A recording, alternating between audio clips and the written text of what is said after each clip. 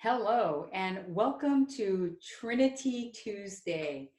My name is Cherie Hudson and I will be covering some information today about the Trinity of I. I want to thank you for joining me and welcome you to the series. In the last series, I've talked about inspiration and I broke it down into three areas. If you haven't had a chance to check it out, go ahead and do so on trinityofI.com. So today we're going to talk about integrity. And I want to start off by sharing with you my PowerPoint slide deck that I have created for our session today.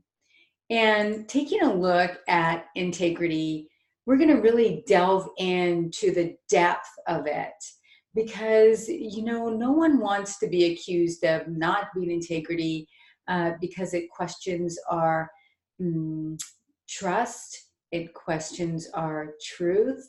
And it is so important when we look at this is to look at it from a very broad perspective.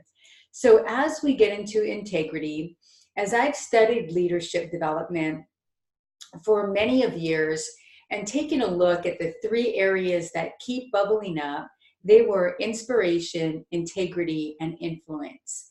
And in all of my research that I've done, there are definitely behaviors that fall under each one of these qualities, leadership qualities.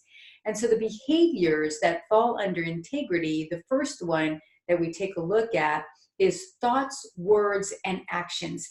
It's a level of awareness that really gets into the depth of our congruency. What are our thoughts? What are our words?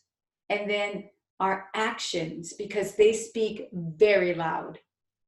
Then we're also going to take a look at the second behavior, which is considering all viewpoints. Leaders that are steeped with integrity really take a look at dissecting everyone's viewpoints so that they can get a better understanding of where people are coming from. That'll be in our next session, as well as our third behavior, which is vulnerability.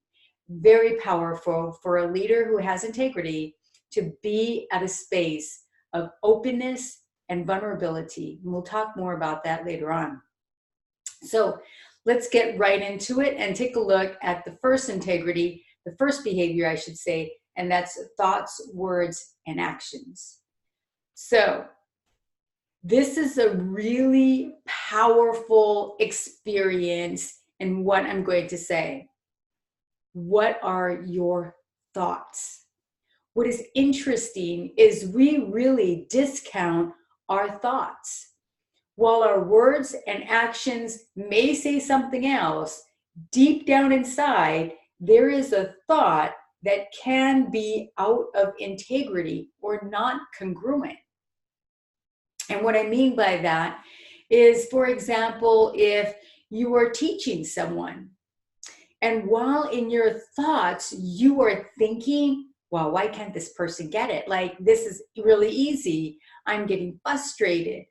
What comes out are words that could be saying, oh, it's okay. Let me go ahead and explain it to you again. But those words are actually laced with the thoughts that we are thinking. It is so subtle, we may not recognize it, yet the other person does pick it up, including our actions. We may come across where it's like, yeah, sure, and we kind of ruffle the paper. I'll go over and explain it one more time, And so that is not being congruent because our thoughts are saying something else. We've experienced this. Have you ever been taught by a family member that while they attempted to be patient, they really were not? The reason is because deep-seated in our consciousness, our thoughts are disagreeing with what we're saying and doing. And that is what is picked up by another individual. This happens in relationships. This happens in the professional world. It can even be where somebody says, hey, how are you doing today? And they cross their arms and they say, fine. Right? You know that they're not thinking that they're fine. their actions and their words are out of integrity of what they're thinking. There's no congruency there. So when we are truly aligned with our thoughts, our words, and our actions, that level of awareness helps us to move forward in ways that are so powerful in helping others, in creating teams, and working in our personal relationships. It is, if you've ever done any paddling, I'm originally from Hawaii, so I had to use this image. And I look at the person that is steering the canoe, our thoughts. They're doing the steering. They're moving them right, left, forward, backward, whatever they need to do. And those, in my opinions, are the thoughts that are coming through our words and actions.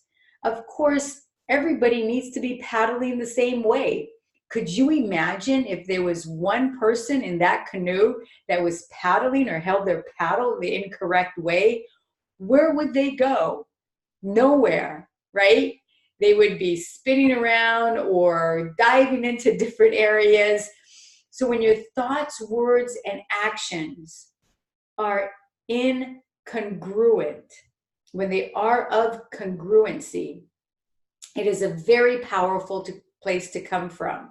People, and it falls in line with the inspiration when we talk about, people feel you. People feel this. They feel the thoughts, words, and actions. No matter how we try to disguise it, no matter what we do to cover it up, it still comes through. The best thing is, look at those thoughts. What am I thinking? If it's not matching my words and actions, recalibrate my thoughts. And we can do that because that is the power of choice. So, wanted to talk a little bit about Gandhi in regards to thoughts, words, and actions. In my opinion, he has been such an incredible leader that we've done much research on him. He was an incredible strategist. He strategized.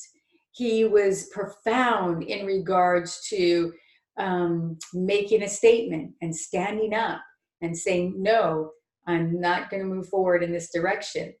One thing that I love about Gandhi, because there's so many things to love about him, in my opinion, one of the stories I think was very, very crucial. And it had to do with the woman who came to visit him because her son was eating a lot of candy, wasn't eating any healthy foods, and was just eating candy, candy, candy. So she had waited a long time to have her meeting with Gandhi.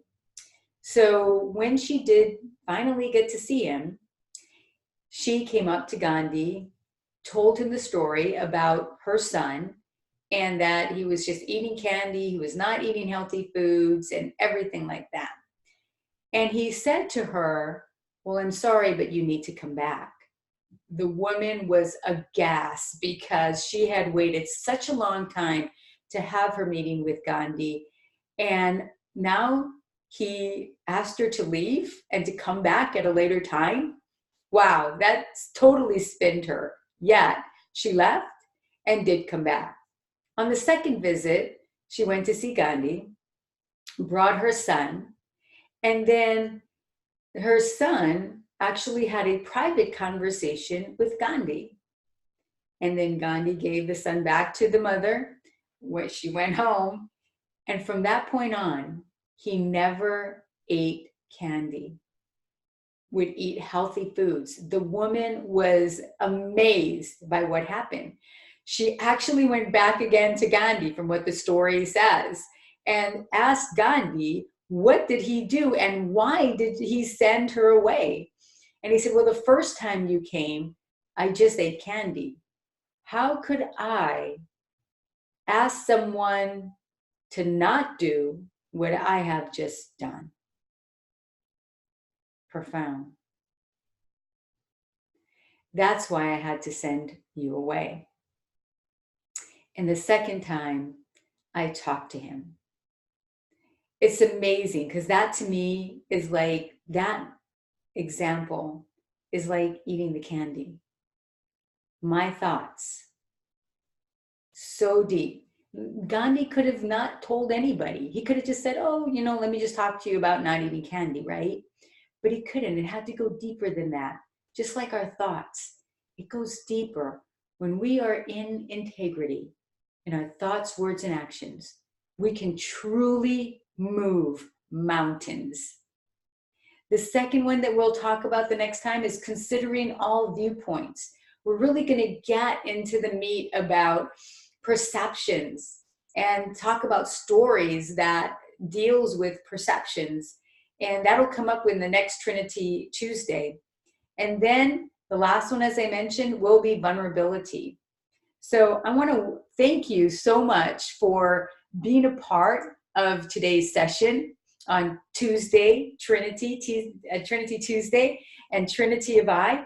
My name is Cherie Hudson. Please check out our website, trinityofI.com, and listen to some of the podcasts as well as the other video series.